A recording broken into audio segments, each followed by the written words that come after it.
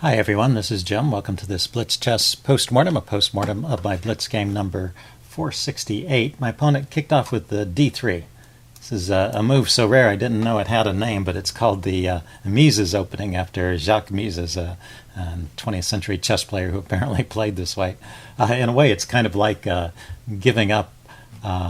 It's for players who like to play with the black pieces. So, for example, after d5, then you can play, in fact, the top choice here is to play d4 and go into a queen's pawn opening a move down, or another way of thinking of it, say if he plays d4 and I play c5, it's like I'm playing the queen's gambit with the white pieces and he's playing whatever his favorite defense is to the queen's gambit. So it's a way to hand over the opening advantage to your opponent.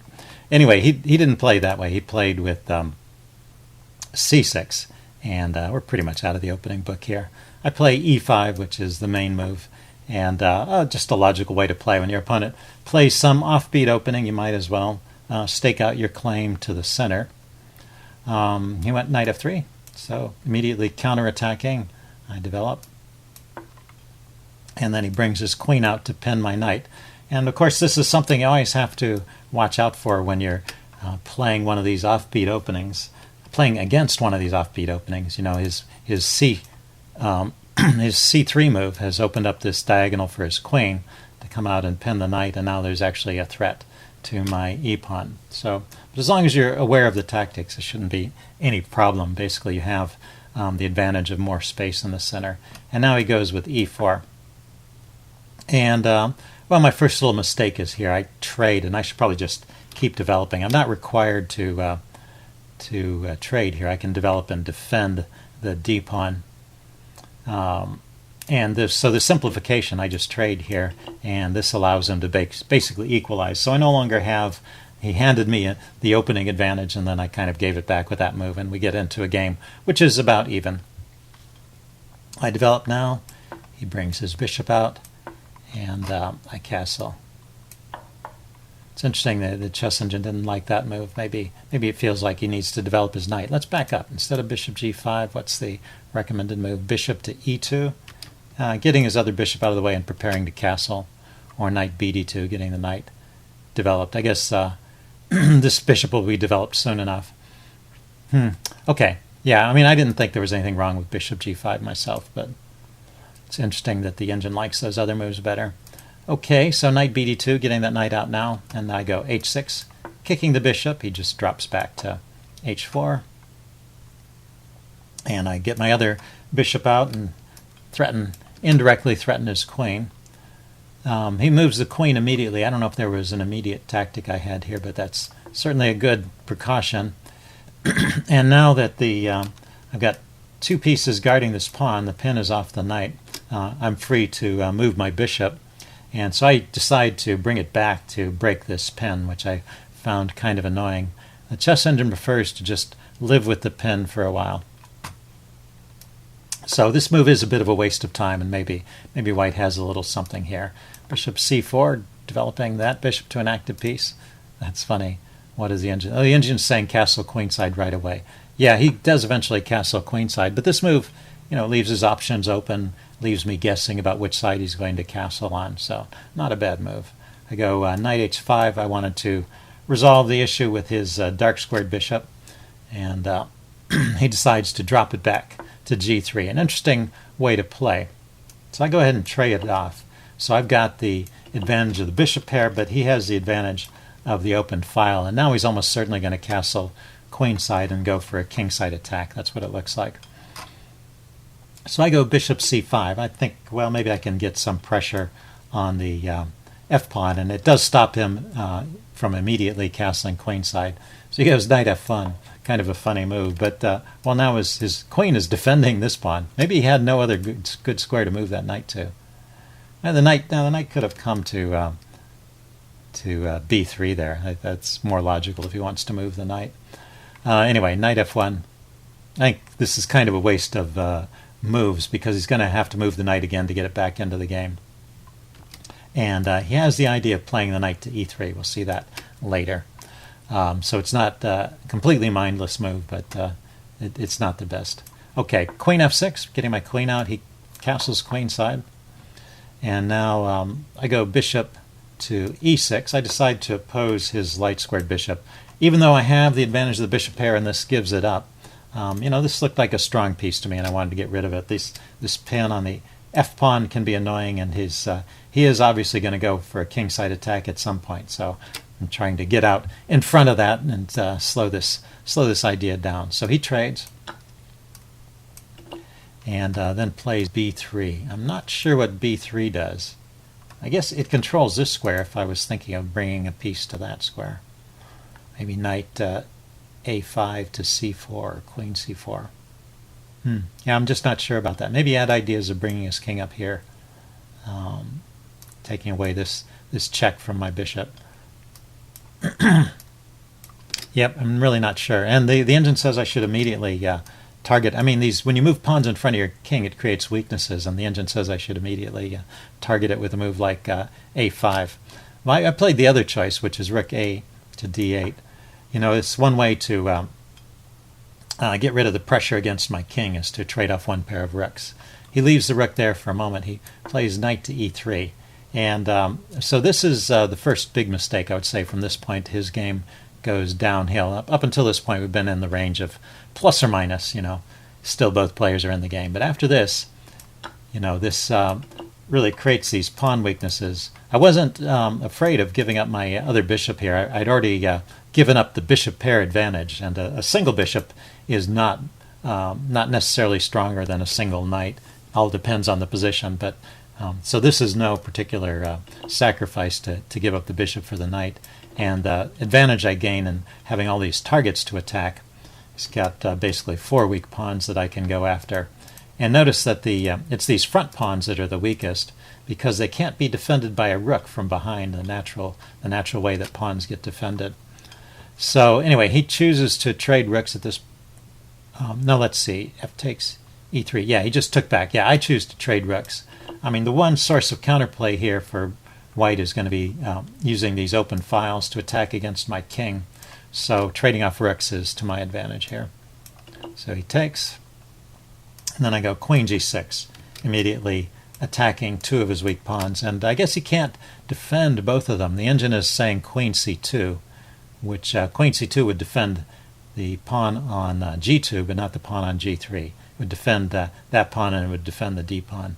Anyway, he chose a different way to defend the d pawn, a little more active with his queen. I grab here, and now his other g pawn is hanging, so he has to play rook to g1. And so this, now I've got a material advantage, and I've gotten his pieces into more of a passive position, so there's very little danger of an attack at this point. So I go rook d8, chasing his queen away. Queen goes to c5. He is keeping some pressure on my e-pawn, and I wanted to free up my queen to move, so I played rook to e8. So now the rook and the knight are guarding that pawn, and the queen can move. He goes b4, and I don't want him to kick my knight away, so I play a6 to slow it down. He goes c4. He's going to insist on pushing that b5 move, and now I play queen f2. Yeah, so this is keeping quite an advantage. My pieces are creeping in near his king. I just wanted to point out one idea. I looked at this earlier with the chess engine.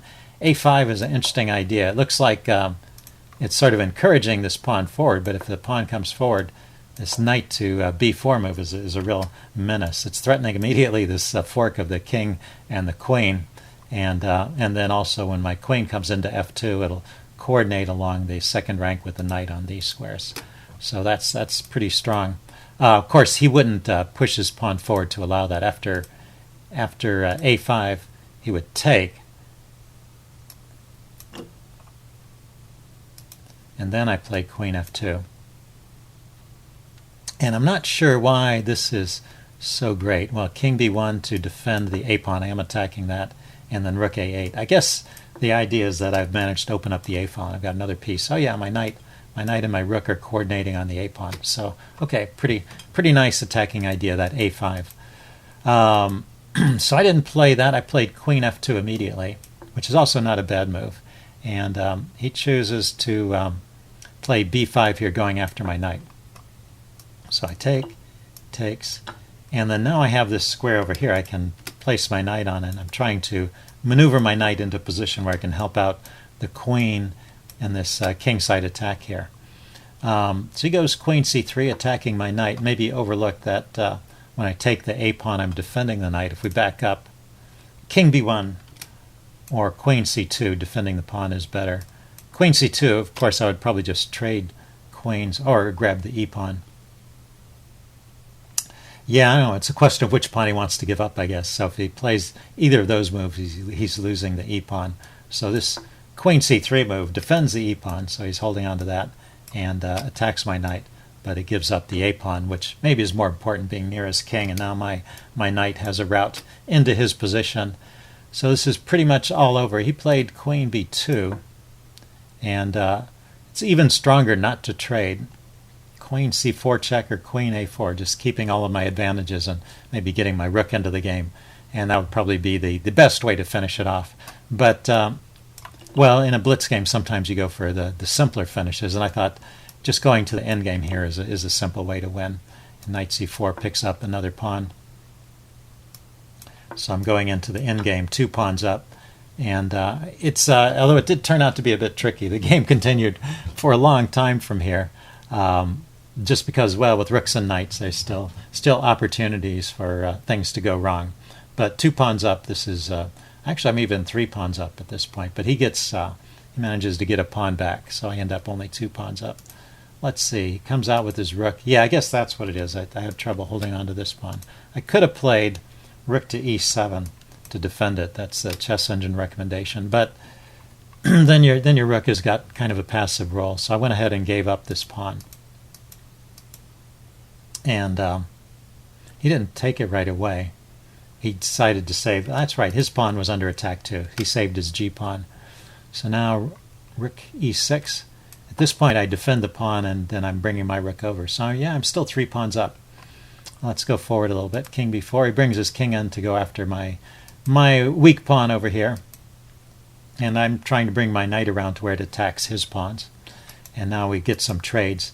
And the rooks come off. This probably helps me. A knight and pawn ending is very similar to a king and pawn ending in terms of your winning chances. It's just a bit more tricky because you always have to watch out for all those forks. But in terms of the basic strategy, it's pretty much the same. And the extra pawn will usually win. And it's very difficult for a knight to stop a rook pawn in particular. So this is one of my winning ideas, is this rook pawn. Okay, but at this point we get a little more simplification. He grabs on, he just took on e5. I take on e4. Now he pushes his g pawn forward to save it. I push my c pawn forward to save that for the moment. Although he manages to round this pawn up. I can't. My king is too far away to really defend that. But in a way, this pawn is kind of like a decoy. It keeps his king away from these pawns over here on the king side that are going to eventually decide the game. I went with g6 here. I'm just preparing to move my pawns forward. He goes king d5, hitting my knight. And so knight f6 check. And he finally takes the pawn. And now I want to liquidate the final obstacle on the path of my pawns. So he's here. If he pushes forward to g5, I have knight here check will win the pawn back right away. So he might as well take. That's the best choice. And then is it better?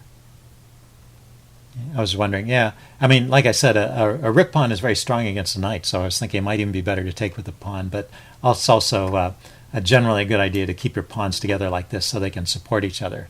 And that was the best choice here. So let's go forward some moves. I just have to carefully move these pawns forward. And it's going to be a win. I just have to look out for all those little checks along the way, keeping everything defended and together. And starting at this point, yeah, the chess engine finds a mate. So you know that things are going pretty well. He finally trades off the last piece and then easily winning king and pawn endgame. So he resigned at this point. There's no more stalemate tricks. His king just has to move out of the way to h2. And then I'm queening. So I hope you guys enjoyed this. An interesting game where, in spite of my opponent's unusual opening, he was basically even up until he played that knight e3 move and allowed me to take his knight off and double his pawns. And then from then on, it was the pawn weaknesses actually that lost the game for him. So anyway, leave any comments you have in the section below, and I will see you again soon. Bye.